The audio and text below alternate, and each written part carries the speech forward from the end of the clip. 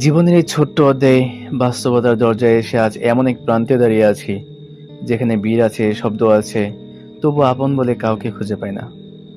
কখনো কখনো আমি হেসে উঠি, না সুখে না, পরিবেশটা যখন একটু নরম থাকে তখন নিজেকেও নরম দেখায়। মানুষ ভাবে আমি ভালো আছি, কিন্তু তারা যায় না এই হাসিটা শুধু ভেঙে পড়া টাকার এক পর্দা।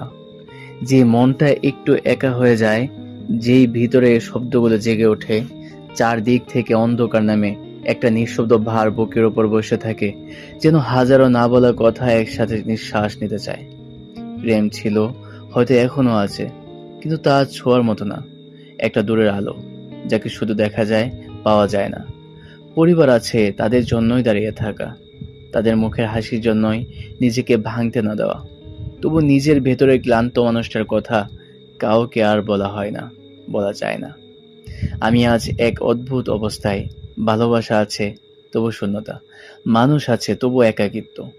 দায়িত্ব আছে, তাই ভেঙে পড়ার অধিকার নেই।